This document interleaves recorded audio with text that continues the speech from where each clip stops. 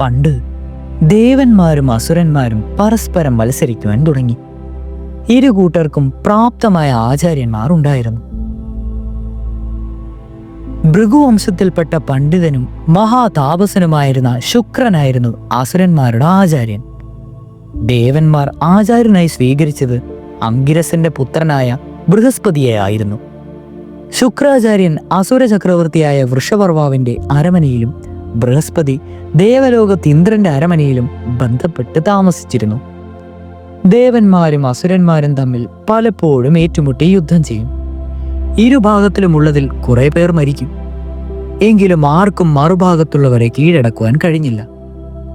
എന്നാൽ അസുരന്മാർക്ക് ദേവന്മാരുടെ മേൽ പ്രത്യേകമായ ഒരു മേന്മ ഉണ്ടായിരുന്നു.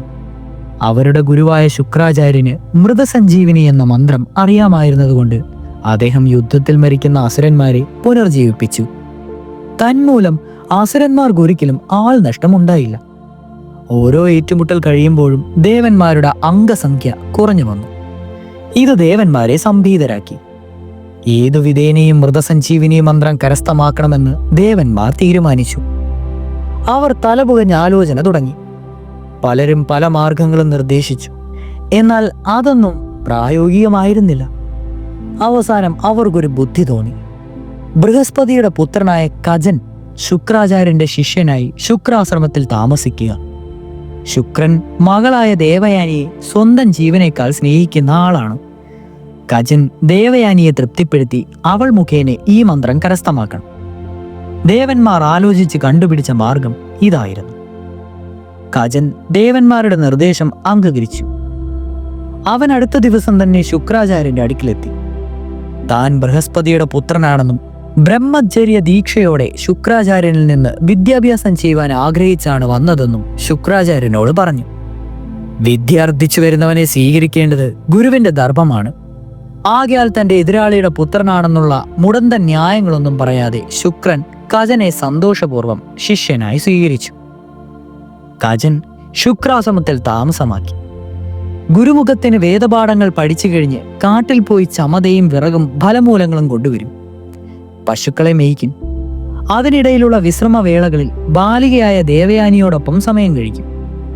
സുഭകനും തേജസ്വിയുമായ കജന് പാട്ടും നൃത്തവുമൊക്കെ അറിയാം. അവൻ പാട്ടുപാടിയും നൃത്തം ചെയ്തും കഥകൾ പറഞ്ഞുകൊടുത്തും മറ്റും ദേവയാനിയെ രസിപ്പിച്ചു. ദേവയാനി കജനെ അങ്ങനെ സ്വന്തം ജീവനെ പോലെ സ്നേഹിച്ചു. കാലം ചെന്നപ്പോൾ ബാലികയായ ദേവയാനി യൗവനയുക്തമായ യുവതിയായി. അപ്പോൾ അവളുടെ സ്നേഹം അനുരാഗമായി മാറി. എന്നാൽ ബ്രഹ്മചര്യ വ്രതത്തോട് വേദോദ്ധ്യാനം നടത്തുന്ന കജനെ തന്റെ മനോഗതം അറിയിക്കാതെ അവൾ കഴിച്ചുകൂട്ടി. വിദ്യാഭ്യാസം കഴിഞ്ഞ് ബ്രഹ്മചര്യ ദീക്ഷ അവസാനിക്കുന്നതുവരെ കാത്തിരിക്കുവാൻ അവൾ തീരുമാനിച്ചു. ബൃഹസ്പതിയുടെ പുത്രനായ കജൻ തങ്ങളുടെ ഗുരുവിന്റെ ശിഷ്യനായി ശുക്രാശ്രമത്തിൽ താമസിക്കുന്ന വിവരം അസുരന്മാർ അറിയുവാൻ തുടങ്ങി. അവർക്ക് പല സംശയങ്ങളും തോന്നുവാൻ തുടങ്ങി. അക്കൂട്ടത്തിൽ തങ്ങളുടെ ഗുരുവിന്റെ പക്കൽ നിന്നും മൃതസഞ്ജീവിനി മന്ത്രം തട്ടിയെടുക്കുവാനായിരിക്കും കജൻ വന്നിട്ടുള്ളതെന്ന സംശയവും ഉണ്ടായി. ഏതായാലും അസുരവംശത്തിൽപ്പെടാത്ത കജനോട് അസുരന്മാർക്കെല്ലാം കടുത്ത അമർഷം തോന്നി. കജനെ കൊല്ലുവാൻ തന്നെ അവർ തീരുമാനിച്ചു. ഒരു ദിവസം പശുക്കളെ മേയ്ക്കുവാൻ കജൻ കാട്ടിലേക്ക് പോയി. അസുരന്മാർ അവനെ പിടികൂടി കൊന്നു. അവന്റെ ശരീരം വെട്ടിനുറുക്കി ചെന്നായ്കൾക്ക് ഇട്ടുകൊടുത്തു. സന്ധ്യ ആയതോടും കൂടി മെയ്യാൻ പോയ പശുക്കൾ പതിവ് പോലെ ആശ്രമത്തിൽ തിരിച്ചെത്തി. എന്നാൽ കജൻ വന്നു ചേർന്നില്ല. ദേവയാനി വല്ലാതെ പരിഭ്രമിച്ചു. അവൾക്ക് ആദിയായി. എല്ലായിടത്തും തിരഞ്ഞു. എങ്ങും കാണുവാൻ കഴിഞ്ഞില്ല. അവസാനം അവൾ അച്ഛനെ വിവരം അറിയിച്ചു. എങ്ങനെയെങ്കിലും കജനെ വരുത്തിയില്ലെങ്കിൽ താൻ ജീവിതം അവസാനിപ്പിക്കുമെന്ന് അവൾ അച്ഛനോട് പറഞ്ഞു. കജനോട് അസുരന്മാർക്ക് എതിർപ്പുണ്ടെന്ന് ശുക്രൻ അറിയാം. അവർ അവനെ കൊന്നിട്ടുണ്ടാവുമെന്ന് അദ്ദേഹം തീർച്ചയാക്കി. അദ്ദേഹം മൃതസഞ്ജീവിനി മന്ത്രം ജപിച്ചുകൊണ്ട് കജനെ വിളിച്ചു. കജന്റെ മാംസം തിന്ന ചെന്നായ്കളുടെ വയർ പൊട്ടി കഷ്ണങ്ങൾ പുറത്തു വന്ന് അവ കൂടി യോജിച്ച് കജനായി. കജൻ ശുക്രന്റെ മുമ്പാകെ എത്തി. നടന്ന വൃത്താന്തങ്ങളെയൊക്കെ അദ്ദേഹത്തെ അറിയിച്ചു. കജൻ ജീവിച്ച വിവരം അസുരന്മാർ അറിഞ്ഞു. അവർക്ക് കജനോട് കൂടുതലായി വിരോധമുണ്ടായി. അവനെ നശിപ്പിക്കുവാൻ അവർ കാത്തിരുന്നു. ഒരു ദിവസം കജൻ ദേവയാനിക്ക് വേണ്ടി പുഷ്പങ്ങൾ ശേഖരിക്കുവാൻ കാട്ടിൽ പോയി. തക്കം പാർത്തിരുന്ന അസുരന്മാർ അവനെ പിടികൂടി കൊന്നു. ശരീരം ഇടിച്ചു പൊടിയാക്കി സമുദ്രത്തിൽ കലക്കി. കജൻ മടങ്ങിയെത്താതിരുന്നപ്പോൾ ദേവയാനിക്ക് ഉത്കണ്ഠ വർദ്ധിച്ചു. അസുരന്മാർ കൊന്നുകാണുമെന്ന് അവൾ ഭയപ്പെട്ടു. അവൾ വീണ്ടും അച്ഛനെ അഭയം പ്രാപിച്ചു. കജനില്ലാതെ തനിക്ക് ജീവിക്കുവാൻ സാധ്യമല്ലെന്ന് അവൾ ശുക്രനെ അറിയിച്ചു.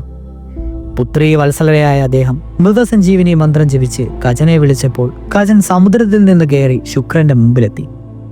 നടന്ന സംഭവങ്ങളൊക്കെ അദ്ദേഹം അറിയിച്ചു. കജനെ നശിപ്പിക്കുവാനുള്ള തങ്ങളുടെ ശ്രമം രണ്ടാമത്തെ പ്രാവശ്യം ഫലിച്ചില്ലെന്ന് കണ്ടപ്പോൾ അവർക്ക് കജനോട് ഒടുങ്ങാത്ത പകയായി. ശുക്രാചാര്യനോട് പോലും അവർക്ക് വിരോധം തോന്നി. എന്നാൽ അതവർ പ്രകടിപ്പിച്ചില്ല. വീണ്ടും കജനെ കൊല്ലുവാൻ അസുരന്മാർ ശ്രമിക്കുന്നെന്ന് അറിയാമായിരുന്ന ദേവയാനി പ്രത്യേകം സൂക്ഷിക്കണമെന്ന് കജന് മുന്നറിയിപ്പ് നൽകി. എന്നാൽ വീണ്ടും കജനെ അസുരന്മാർ പിടികൂടി. ഇനിയും ശുക്രമഹർഷി ജീവിപ്പിക്കുവാൻ സാധ്യതയില്ലാത്ത വിധം കജന്റെ ജഡം ഒളിപ്പിക്കണമെന്ന് അവൾ തീരുമാനിച്ചു.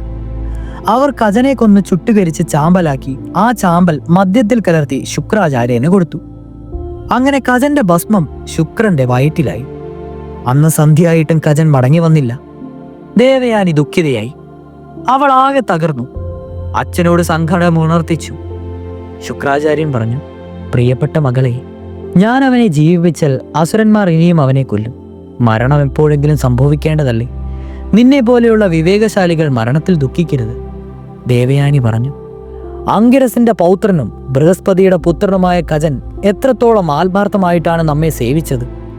അവന് വന്ന ദുർഗതി എനിക്ക് താങ്ങുവാനാവുന്നില്ല. ഞാൻ അത്രത്തോളം അവനെ സ്നേഹിക്കുന്നു. അവൻ ജീവിക്കുന്നില്ല എങ്കിൽ എനിക്കും ജീവിക്കണമെന്ന് ആഗ്രഹമില്ല. പുത്രിയുടെ ദുസ്സഹമായ ദുഃഖം മഹർഷിയെ ആർദ്രനാക്കി. കജനെ ജീവിപ്പിക്കുവാൻ തീരുമാനിച്ചു. അദ്ദേഹം മൃതസഞ്ജീവിനി മന്ത്രം ജപിച്ചു. കജനെ വിളിച്ചു. കജൻ വീണ്ടും ജീവിച്ചു. മഹർഷിയുടെ ഉദരത്തിൽ കിടന്നിരുന്ന അവൻ വിളികേട്ടു. ആശ്ചര്യത്തോടെ ശുക്രാചാര്യൻ ചോദിച്ചു, കജ, നീ എങ്ങനെ എൻ്റെ വയറ്റിലായി? തന്നെ കൊന്ന് ഭസ്മമാക്കി മദ്യത്തിൽ കലക്കി മഹർഷിക്ക് കൊടുത്ത വിവരമെല്ലാം കജൻ വയറ്റിൽ കിടന്നുകൊണ്ട് പറഞ്ഞു. മഹർഷി ക്രുദ്ധനായി. മദ്യത്തിൽ കൂടി കജന്റെ ഭസ്മം തനിക്ക് നൽകിയ അസുരന്മാർ തന്നോട് കടുത്ത ദ്രോഹവും വഞ്ചനയും കാണിച്ചതായി അദ്ദേഹം കരുതി. താൻ മദ്യം കഴിച്ചതുകൊണ്ട് ഇപ്രകാരം സംഭവിച്ചതെന്ന് ഓർത്തപ്പോൾ അദ്ദേഹത്തിന് മദ്യത്തോടും മദ്യപാന ശീലത്തോടും വെറുപ്പും വിരോധവും തോന്നി. അദ്ദേഹം പറഞ്ഞു, ഇന്നു മുതൽ മദ്യപാനം നിഷിദ്ധമായി തീരട്ടെ. മദ്യം കഴിക്കുന്നവൻ മറ്റുള്ളവരെ നിന്ദാപാത്രമാവുകയും അധാർമികനാവുകയും ചെയ്യട്ടെ. മനുഷ്യരാശിക്കുള്ള എൻ്റെ ഈ സന്ദേശം അലംഘനീയമായ ഒരു തത്വമായി അംഗീകരിക്കപ്പെടട്ടെ. കജന്റെ കാര്യം ഓർത്തപ്പോൾ മഹർഷി ഒരു വൈതരണിയിലായി. തൻ്റെ ഉള്ളിൽ കിടക്കുന്ന കജൻ പുറത്തു വരണമെങ്കിൽ താൻ വയറുകീറി മരിക്കാതെ മറ്റു മാർഗമൊന്നും ഉണ്ടായിരുന്നില്ല. അദ്ദേഹം പുത്രിയോട് പറഞ്ഞു, വത്സേ, ഞാൻ മരിച്ചാൽ മാത്രമേ കജന് ജീവനോടെ പുറത്തു വരുവാൻ സാധ്യമാവൂ. ഞാൻ എന്തു വേണം? ദേവയാനി പറഞ്ഞു, അച്ഛാ, കജന്റെയും അച്ഛന്റെയും നാശം എനിക്ക് ഒരുപോലെയാണ്. കജൻ നശിച്ചാൽ എന്റെ സുഖം നശിച്ചു. അച്ഛൻ മരിച്ചാൽ ഞാൻ പിന്നെ ജീവിച്ചിരിക്കുകയുമില്ല. ശുക്രാചാര്യൻ ആലോചിച്ചു. ബൃഹസ്പതി നന്ദനായ കജൻ എന്തിനാണ് തന്റെ ശിഷ്യത്വം സ്വീകരിച്ചു വന്നതെന്ന് അദ്ദേഹം ദിവ്യദൃഷ്ടി കൊണ്ട് മനസ്സിലാക്കി. ശുക്രാചാര്യൻ പറഞ്ഞു, നീ നിന്റെ ഉദ്ദേശം സാധിച്ചിരിക്കുന്നു. ഞാൻ നിനക്ക് മൃതസഞ്ജീവിനി മന്ത്രം ഉപദേശിച്ചു തരുന്നതാണ്. എന്റെ ഉദരം പിളർന്ന് പുറത്തു വരുന്ന നീ നിനക്ക് ലഭിക്കുന്ന മന്ത്രശക്തി കൊണ്ട് എന്നെ ജീവിപ്പിക്കുക. നാം രണ്ടുപേരും മരിക്കാതിരുന്നെങ്കിലേ എൻ്റെ മകൾ സംതൃപ്തിയാവുകയുള്ളൂ. അവളുടെ സംതൃപ്തിയും സന്തോഷവുമാണ് എനിക്ക് ഏറ്റവും അനിവാര്യം. ശുക്രാചാര്യ മഹർഷി കജന് മൃതസഞ്ജീവിനി മന്ത്രം ഉപദേശിച്ചു. വയറ്റിൽ കിടന്ന കജൻ അത് പഠിച്ചു. അവൻ മഹർഷിയുടെ വയർ കീറി പുറത്തു വന്നു. മഹർഷി മരിച്ചു വീണു. ഉടൻ തന്നെ കജൻ മൃതസഞ്ജീവിനി മന്ത്രം ചൊല്ലി ശുക്രനെ ജീവിപ്പിച്ചു. കജൻ മഹർഷിയെ സാഷ്ടാംഗം നമസ്കരിച്ചിട്ട് പറഞ്ഞു, അറിവില്ലാത്തവനെ പോലെ അറിവുള്ളവനാക്കി തീർക്കുന്ന ഗുരു അവന്റെ അച്ഛന് തുല്യമാണ്. കൂടാതെ എനിക്ക് ജന്മമേകുക നിമിത്തം അങ്ങ് ഇന്നു മുതൽ എനിക്ക് അമ്മ കൂടിയായി തീർന്നിരിക്കുന്നു. മൃതസഞ്ജീവിനി മന്ത്രം ഗ്രഹിച്ചതുകൊണ്ട് ആസുരന്മാർക്കും വീണ്ടും കജനെ കൊല്ലുവാൻ കഴിഞ്ഞില്ല. കജൻ പിന്നെയും ബ്രഹ്മചാരിയായി ശുക്രന്റെ ശിഷ്യനായി കഴിഞ്ഞുകൂടി. അവസാനം വിദ്യാഭ്യാസമെല്ലാം കഴിഞ്ഞു. ഗുരുവിന്റെ അനുഗ്രഹവും വാങ്ങി ദേവലോകത്തേക്ക് പോകുവാൻ തയ്യാറായി. അപ്പോൾ ദേവയാനി പറഞ്ഞു, അങ്ങയുടെ പിതാവായ ബൃഹസ്പതിയും പിതാമഹനായ അങ്കിരസും എൻ്റെ പിതാവിന് ബഹുമാന്യരാണ്. ഞാനും അവരെ പൂജിക്കുന്നു. അങ്ങയുടെ കളങ്കരഹിതമായ ജീവിതവും എന്നിലും എൻ്റെ അച്ഛനിലും കാണിച്ച സ്നേഹവും വിശ്വാസവും സർവോപരി അങ്ങയുടെ കുലമഹിമയും എന്നെ അങ്ങയുടെ ആരാധകയാക്കി തീർത്തിരിക്കുന്നു. അങ്ങ് ബ്രഹ്മചര്യമായിരുന്ന കാലമത്രയും ഞാനിത് പ്രകടമാക്കാതെ കഴിച്ചുകൂട്ടി. ഇപ്പോൾ അങ്ങയുടെ ബ്രഹ്മചര്യം അവസാനിച്ചു. അങ്ങെന്നെ പാണിഗ്രഹണം ചെയ്ത് ഈയുള്ളവളെ ധന്യയാക്കണമെന്ന് ഞാൻ അപേക്ഷിക്കുന്നു. കജൻ എന്നും ദേവയാനിയോട് ഗുരുപുത്രി എന്ന നിലയിൽ ആദരവും സ്നേഹവും പ്രകടിപ്പിക്കുകയാണ് ചെയ്തിട്ടുള്ളത്. ഒരിക്കലും അവൻ അവളെ തൻ്റെ കാമുകിയായി കരുതിയിരുന്നില്ല. ദേവയാനിയെ വിവാഹം കഴിക്കണമെന്നുള്ള ഉദ്ദേശമോ ആഗ്രഹമോ കജനില്ലായിരുന്നു. ദേവയാനി അവളുടെ ഹൃദയം തുറന്നു കാട്ടിയപ്പോൾ കജന് വിഷമം തോന്നി. അവളെ നിരാശപ്പെടുത്തേണ്ടി വരുന്നതിൽ അവന് വിഷാദവും ഉണ്ടായി. അവൻ പറഞ്ഞു, ദേവയാനി, എനിക്കെൻ്റെ ഗുരുവായ നിന്റെ അച്ഛൻ അങ്ങേയറ്റം പൂജനീയനും മാന്യനുമാണ്. നീയും എനിക്ക് അതേപോലെ തന്നെയാണ്.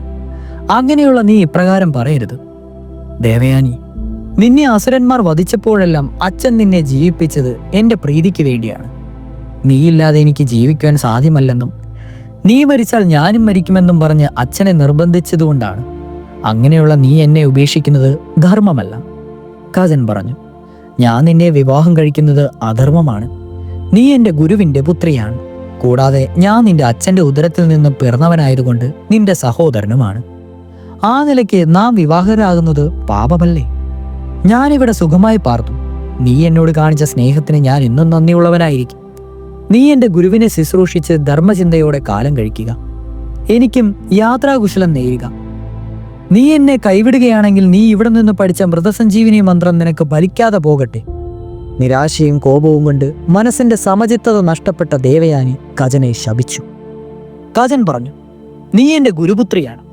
നിന്നെ വിവാഹം കഴിക്കണമെന്ന് ഗുരു എന്നോട് ആവശ്യപ്പെട്ടിട്ടില്ല.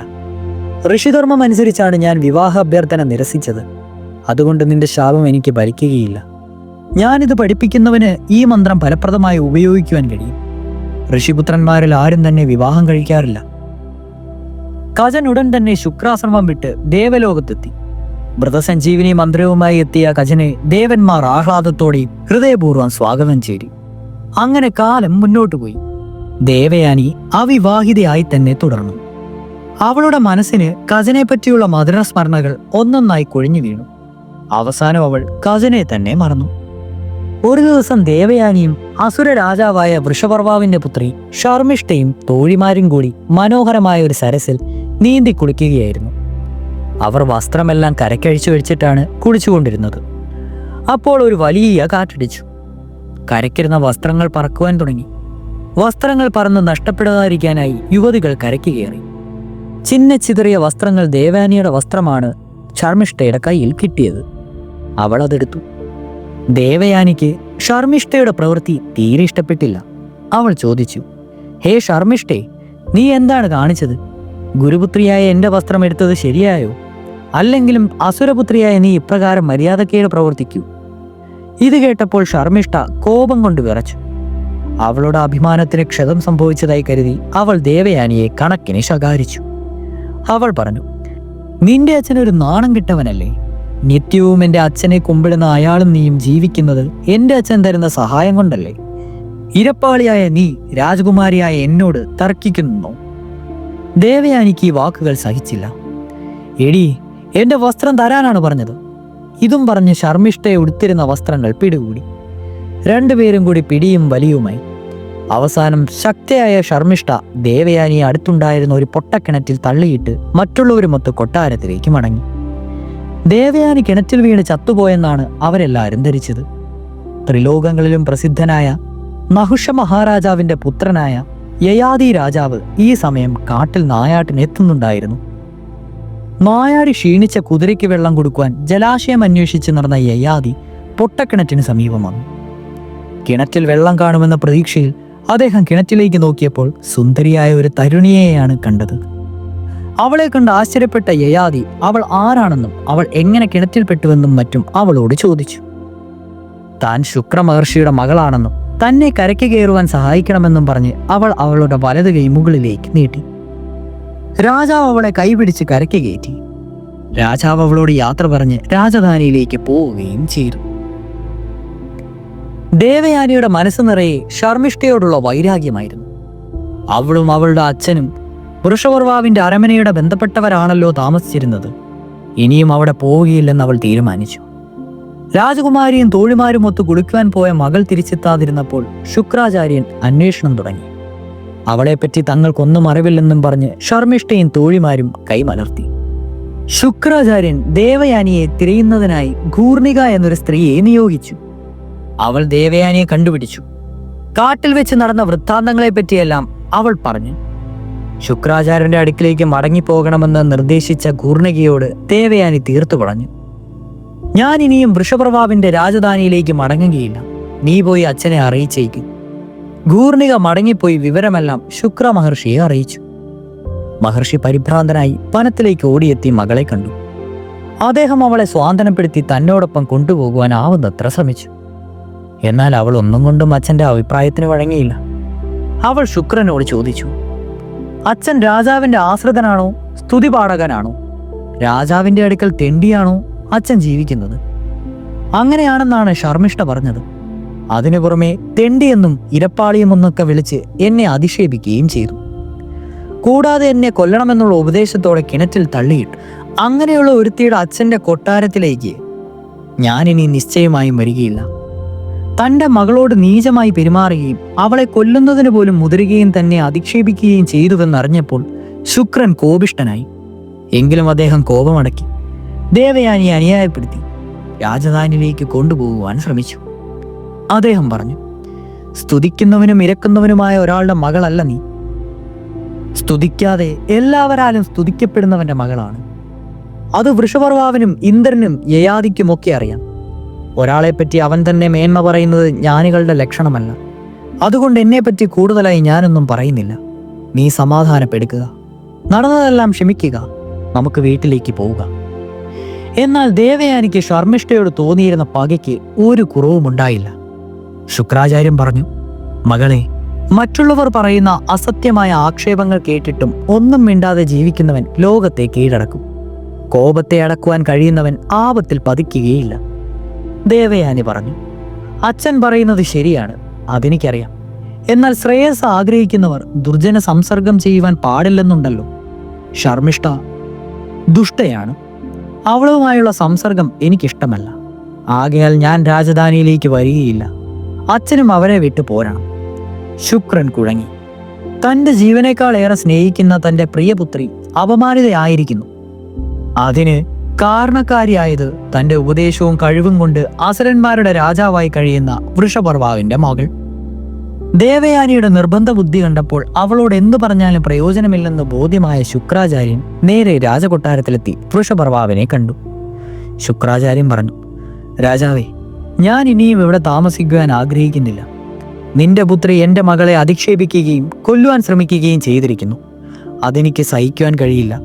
അതുകൊണ്ട് ഞാൻ നിങ്ങളെ വിട്ടു പോവുകയാണ്. രാജാവ് ഇത് കേട്ട് നടുങ്ങി. അസുരന്മാരുടെ എല്ലാ ഐശ്വര്യത്തിനും നിദാനം ശുക്രാമഹർഷിയുടെ പൗരോഹിത്യമാണെന്ന് രാജാവിനും അസുരന്മാർക്കും നല്ലാതുപോലെ അറിയാം. അദ്ദേഹം അവരെ വിട്ടു പോകിയാൽ അവരെ ദേവന്മാർ ഉന്മൂലന നാശം വരുത്തുമെന്ന് അവർക്ക് ബോധ്യമുണ്ട്. അതുകൊണ്ട് എന്തു വില കൊടുത്തും ശുക്രാചാര്യനെ തൃപ്തിപ്പെടുത്തുവാൻ രാജാവ് തീരുമാനിച്ചു.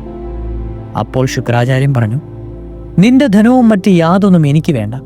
നീ എൻ്റെ മകളെ പ്രസാദിപ്പിച്ചാൽ മാത്രം മതി. അവൾ പ്രസാദിച്ചാൽ എൻ്റെ ഇവിടെയുള്ള താമസം തുടരാം. വൃഷപർവാവ് അമാത്യരോടും അനുചരാരോടും കൂടി ദേവയാനിയുടെ അടുത്തെത്തി. അസുരന്മാരുടെ ധനവും കുതിര, ആന, പശു തുടങ്ങിയ സർവവും ദേവയാനിക്ക് അടിയറ വയ്ക്കുമെന്നും തങ്ങളിൽ പ്രീതിയാകണമെന്നും രാജാവ് ദേവയാനിയോട് അപേക്ഷിച്ചു.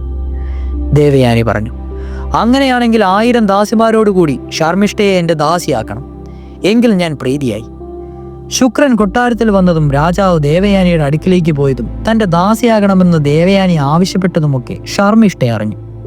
താൻ മുഖേനെ ദൈത്യകുലത്തിനൊട്ടാകെ ഹാനി വരുവാൻ ഇടയുണ്ടെന്നറിഞ്ഞപ്പോൾ ശർമ്മിഷ്ഠ ദേവയാനിയുടെ ഹിതപ്രകാരം ദാസിയായി അവളെ സേവിക്കുവാൻ തയ്യാറായി.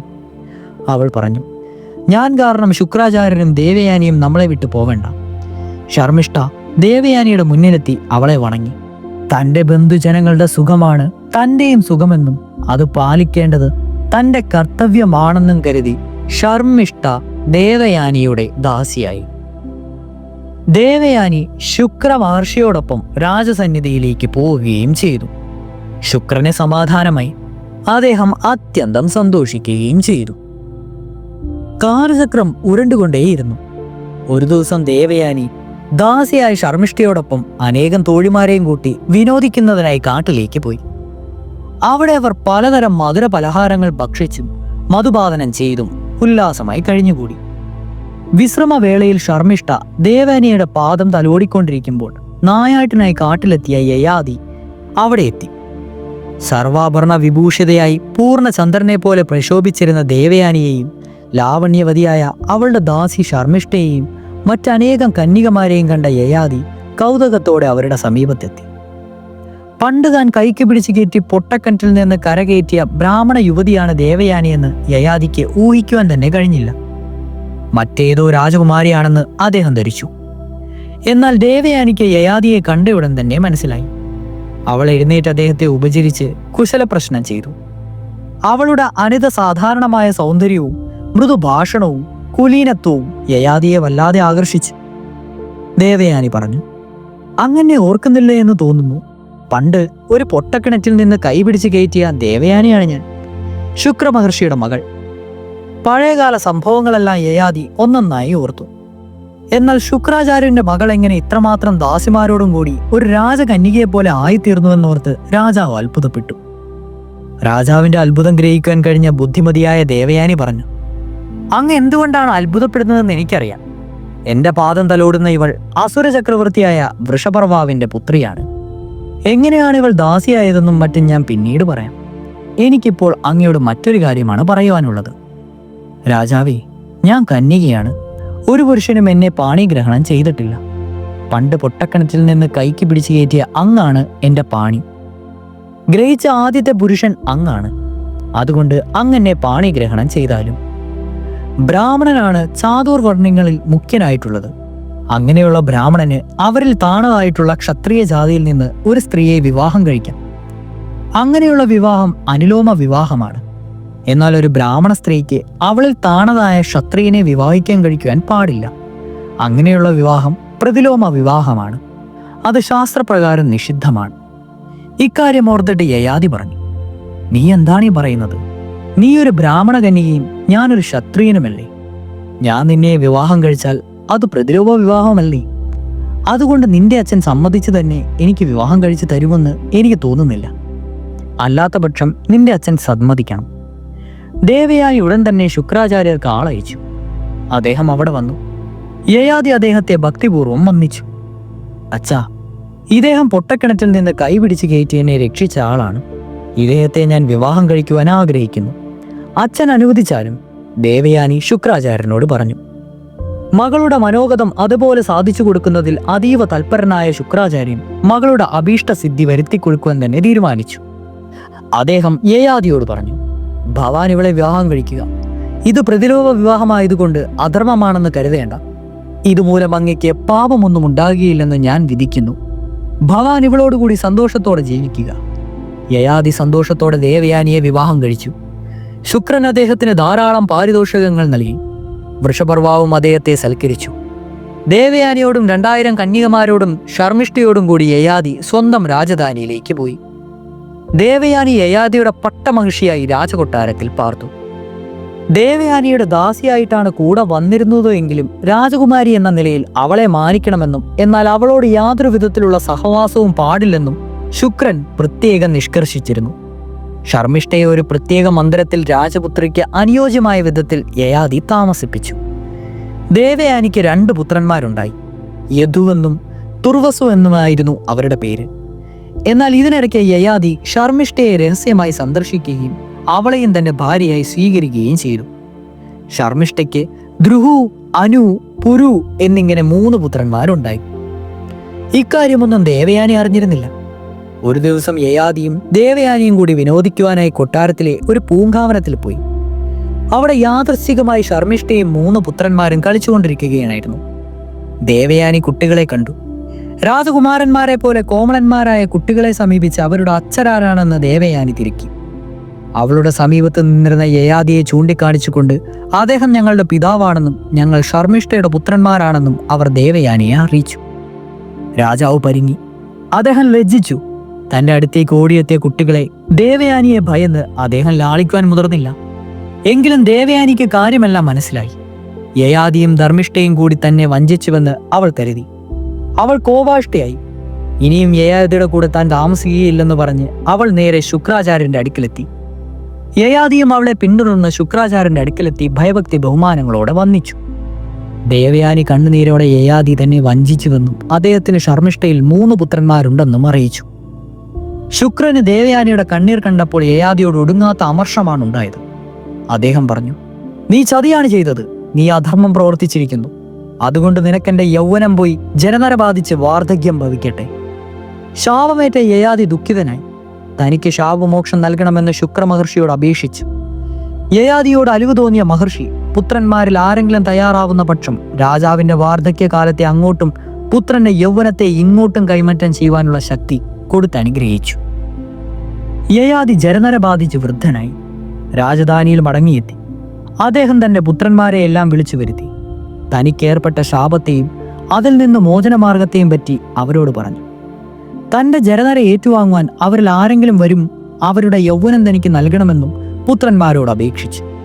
മൂത്ത പുത്രനായ യദു പറഞ്ഞു, ജര ബാധിച്ചാൽ താടിയും തലയും നരയ്ക്കും, ശക്തിയും ക്ഷയിക്കും, സുഖമൊക്കെ പോകും, സ്ത്രീകൾക്ക് പരിഹാസ്യനാകും, യഥേഷ്ടം തിന്നുവാനോ കുടിക്കുവാനോ കഴിയുകയില്ല.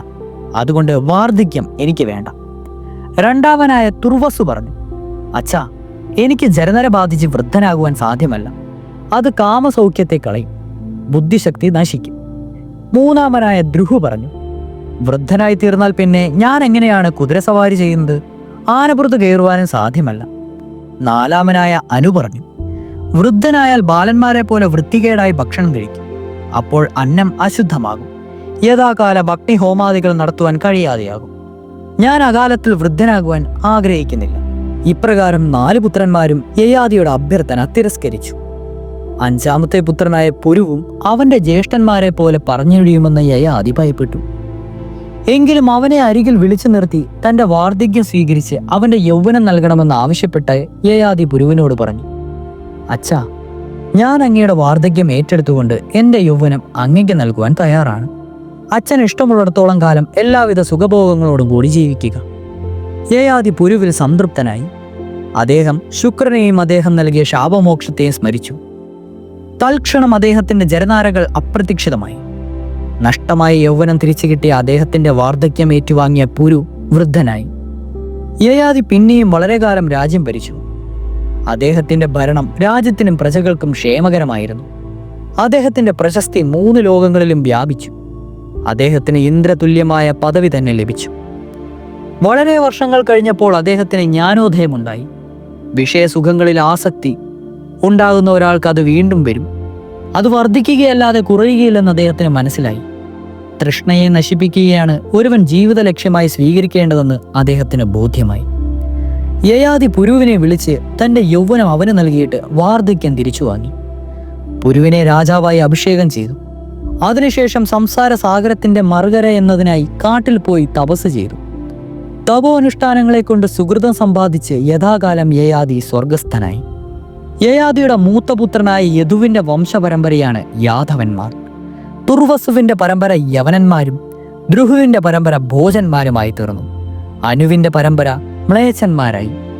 പുരുവിന്റെ പരമ്പരയാണ് പുരുവംശം. ഈ പരമ്പരയിൽ പ്രശസ്തന്മാരായ പല രാജാക്കന്മാരും ഉണ്ടാവുകയും പുരുവംശത്തിന്റെ ശക്തി പരാഗ പരക്കുകയും ചെയ്തു. തുടരും.